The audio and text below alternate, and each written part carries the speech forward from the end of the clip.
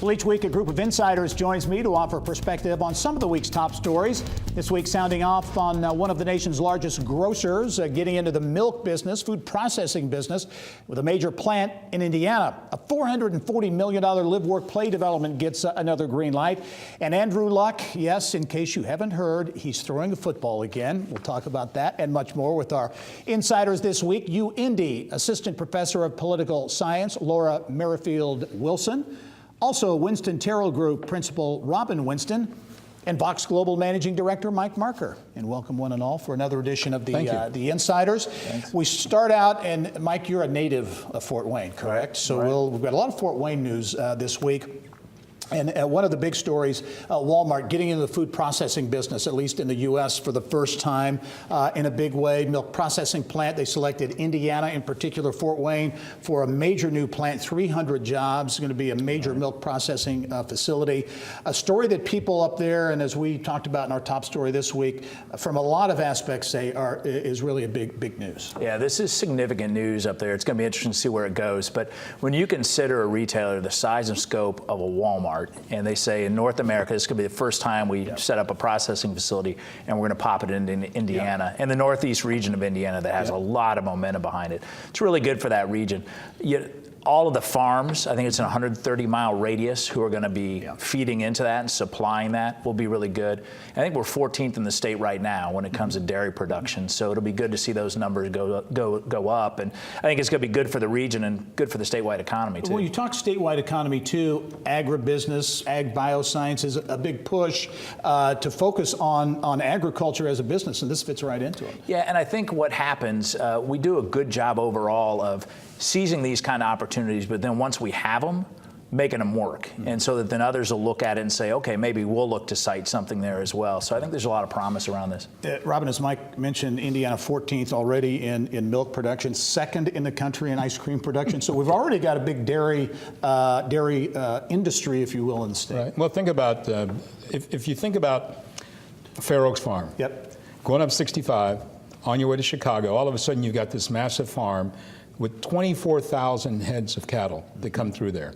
The processing plant's outstanding. They've recovered and used their waste to turn it into gas, to re-energize their plants. Agritourism, you're going to see grow up a lot too. And as we've seen it happen in Kentucky in the bourbon industry, it's going to happen here in Indiana. Yeah, it's big news. And Fair Oaks Farms, Northwest Indiana, attracts tens of thousands, as you know, of people each year. Another transformation, if you will, taking place in Northeast Indiana. Again, another Fort Wayne story.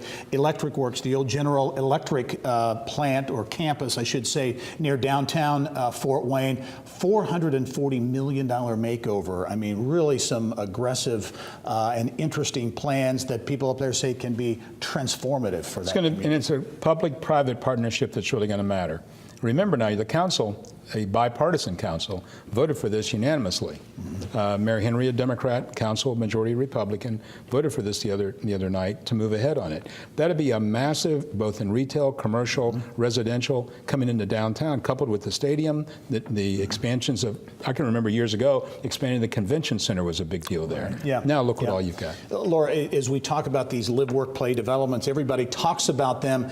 In your view, the importance that they have, some people kind of poo-poo and say, well, it's kind of a, whatever, but to create amenities, to create retail living opportunities in a downtown. Well, it's going to draw people in, no doubt. And I think this is huge. It's a great example of politics working well for the community. And people want that kind of live, play dynamic. They want to be able to go to one place and have all of those things. I think this is fantastic. Very good. Mike, again, you're native of Fort Wayne. There's been a lot of back and forth on the funding to get this thing put together. It's a huge project. There was a little spat, a little separation in terms of funding. The Mayor Henry. So it seems like he's got that figured out. Yeah, I mean, there's a lot of momentum going on in that market, and no shortage of ideas, right, in terms of what to fund. So the riverfront redevelopment, certainly a big initiative, but Electric Works, really exciting effort there. And the zoning approval that Robin mentioned, really important this week. And one piece of that, the development agreement, is equally as important, maybe more so, because it got them to $65 million in local funding that they really needed to have that local interest involved in there. So this thing's ready to take off. Yeah, You mentioned the riverfront development in Fort Wayne. That is being funded in part by Regional Cities Initiative money. Regional Cities Initiative money also going into Laura, YMCA in downtown Evansville. Yes. Broke ground for that this week. $5 million of that project from Regional Cities funding, and importantly, they're putting it right downtown. Exactly. Just like we have ours on just south of downtown, and you're going to see the exact same thing for Evansville. I think this was very strategic, and it's fantastic for that downtown environment. Another asset in the downtown. Definitely. In Evansville. Shifting gears to the life sciences, obviously a huge industry in the state of Indiana. Cook Medical, based in Bloomington, and making a lot of moves. They announced a big sale, of course, of Cook Pharmica last year. Purchased this week, Robin, an old cigarette factory, right? In North Carolina, an old R.J. Reynolds building, vacant since 2012. Going to be the new home for Winston-Salem operations there. Employs 650 in North Carolina. 650 people that have ties to Indiana now working there. Adaptive reuse, and a strong adaptive reuse, from a tobacco plant to something in the life sciences. Yeah. And I think that tells you that the way this country is moving.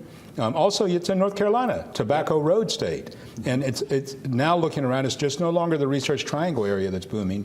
It's areas like Winston-Salem. Yeah. How about having companies like Cook headquartered here? Obviously, they're going to make investments all over not just country, but all over the globe. But having that major presence and that headquarters here in Indiana. It does so many things. First off, the quality of life of Bloomington's been improved massively because of Cook.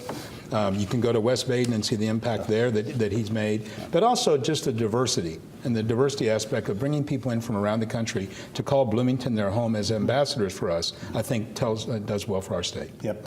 Another industry that a lot of people don't realize is big and getting bigger in Indiana, and that's the shipping business. The ports of Indiana coming off 5 of the best years, in fact, the 5 best years in the port's history. Getting a new leader, a new CEO. Rich Cooper stepping down, is retiring. There'll be a new leader coming in at the ports. Mike, as you look at this and this port story, it's quite a story. Yeah, and I think this is a Rich Cooper legacy story here. The momentum that's happened there, the investment they brought in, the growth that they've seen, and certainly Governor Daniels, Governor Holcomb have been very supportive as well. So it's really great for our state, the initiatives we're seeing there, and I'm excited to hear that Rich is going to stay on throughout the transition as the new leader joins. So positive progress there. Yeah, and what should mention that Vanta Koda is the new CEO, incoming CEO, coming from the Duluth Seaway Port Authority, and he'll begin his new role July 1.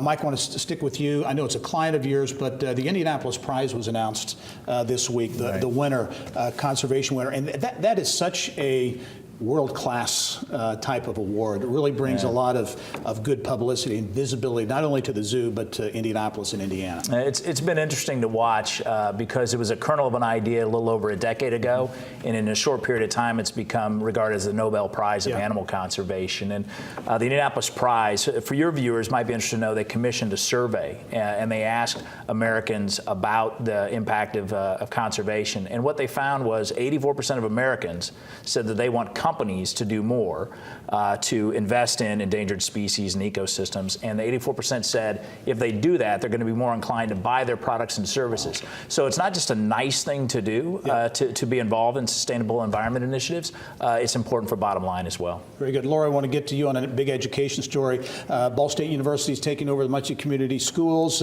interviewing school board candidates this week. So that process is moving forward. It is, and we expect to have that solidified by July 1st. This is not only the first in our state, this is the first in this country.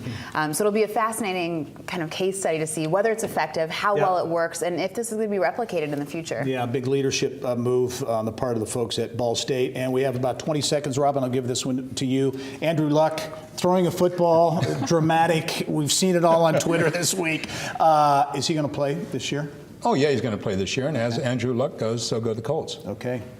We'll write that one down. Thank you. Robin Winston, Laura Merrifield Wilson, and also Mr. Mike Marker. Thank you very much, and we'll be right back after this.